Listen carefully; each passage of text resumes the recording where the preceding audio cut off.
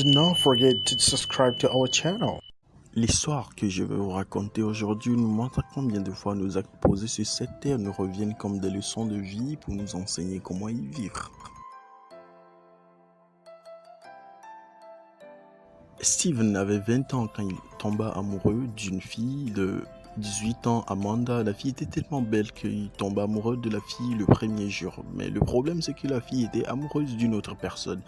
Il ne savait quoi faire, il a pensé qu'il ne pouvait jamais avoir la fille.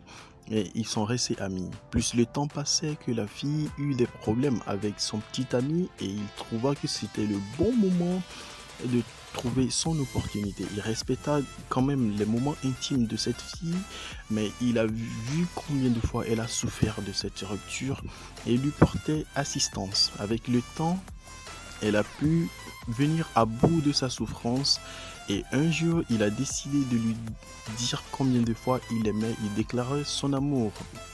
Pendant qu'il avait peur que la fille allait réagir autrement, elle lui disait « Ok ». Quelle était sa joie? Il était tellement dans la joie. Il décida à partir de ce jour de prendre soin de cette fille, de lui donner assez d'amour, de passer assez du temps avec cette fille et lui combler d'amour. Il lui offrait des cadeaux, même quand il ne pouvait pas. Il faisait tous les efforts pour lui offrir des cadeaux qui pouvaient la rendre heureuse. Il acheta des billets à ses parents pour venir les connaître. La vie était belle, le temps passait et il décida de demander à Amanda en mariage. Les deux décida de la date du mariage, il fixa les dates et les préparatifs commençaient. Il était heureux d'annoncer à ses amis leurs plans et tout allait très bien. Et quelques jours avant le mariage, ou bien quelques semaines, Amanda changea complètement. Il lui dit cela, mais elle répondit « Ce sont juste tes imaginations ». Et donc, il pensa plutôt que elle pensait à la vie nouvelle qui les attendait tous deux. Le jour du mariage arriva, porta le bon costume que son papa lui offrit. Tout le monde était heureux, sa famille, son papa, sa maman étaient heureux et tous ses amis étaient venus pour le féliciter. Le temps passé, ils attendaient donc la mariée qui devrait arriver. Il était très anxieux et il attendait sa petite amie qui devait arriver très bientôt. Mais plus tard, c'est la voiture qui arriva et pendant que tout le monde pensait qu'elle devait sortir de la voiture, c'est seul le chauffeur qui était arrivé à bord de la Benz et lui tendit une lettre. Mais qu'est-ce qui pouvait être dans cette lettre? Il ouvrit la lettre et qu'est-ce qu'il vit? Je suis désolé, c'est ce que laissa Amanda, qui était entre-temps reparti avec son petit copain qui était redevenu très amoureux de lui et ils sont partis ensemble faire leur vie ailleurs. Dévasté, il passa toute la nuit à penser à ce qui venait de lui arriver. Il était complètement cassé, il avait le visage complètement fondu. Il passait du temps à réfléchir de qu'est-ce qui lui arrivait dans sa vie, pourquoi c'est à lui, tout ce qu'ils ont eu à préparer ensemble, les bons jours qu'ils ont eu à préparer ensemble, comment tout tombait à l'eau. Sa famille le soutient dans toute cette mésaventure. Il était même parti chez Amanda, la retrouver, lui demander qu'est-ce qui se passait et lui dire que non, qu'elle pouvait marier autre personne que son mec qu'elle aimait beaucoup, son ex, c'est-à-dire. Il a pensé à tous ces jours qu'ils ont eu à préparer ensemble, mais le jour J, Amanda a tout brisé. Il est parti en vacances avec ses parents qui lui offrirent de beaux vacances.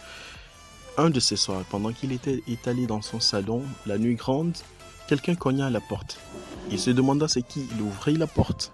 Et qui est-ce qu'il voit là-bas? C'est Amanda qui était revenue pour lui présenter ses excuses, lui dire qu'elle était très désolée, qu'elle venait d'être lâchée par son ex encore. Et à nouveau, elle demanda à être avec lui et de passer tout le temps ou bien toute la vie avec lui, qu'elle n'a jamais cessé de penser à lui pendant tout ce temps et qu'elle était maintenant décidée à passer le reste de sa vie avec lui. Elle décida de marier donc Steven. Steven lui demanda plutôt de préparer les jours de noces, de faire le programme et d'inviter ses amis, de faire un petit programme et d'inviter ses amis et ses parents. Joyeusement, ses parents étaient arrivés et la fille était la première personne à arriver sur les lieux du mariage. Elle attendit son petit copain qui prit du temps avant d'arriver. Et quand la voiture arriva, c'est le chauffeur qui sortit et lui tenda un bout de papier sur lequel était écrit Vraiment, Amanda, t'es revenue pour te marier à moi après m'avoir brisé le cœur. T'es revenue, t'as jamais passé ton temps à me présenter tes excuses et t'as été silencieuse pendant tout ce temps et tu me reviens parce que ton copain t'a lâché au dernier temps. Non, je ne peux pas me marier à toi, je ne pourrais pas le faire. Je suis sûr que actuellement tu es en train de pleurer. Et oui, c'est ce que moi aussi j'avais ressenti. C'est comme ça, je me suis senti complètement brisé ce jour quand tu m'avais lâché.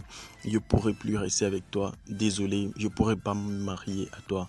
Trouve-toi aussi ton petit copain parce que tu t'es dit que tu pourras jamais te marier à une autre personne excepté ce petit copain.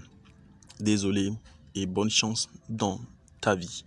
Et là, je vous raconte cette histoire parce qu'il y a des personnes dans ce monde qui doivent subir ces genres de trucs pour comprendre que tout ce qu'ils ont eu à semer leur reviendra comme un ballon joué contre un mur. Merci d'avoir suivi cette vidéo et à la prochaine.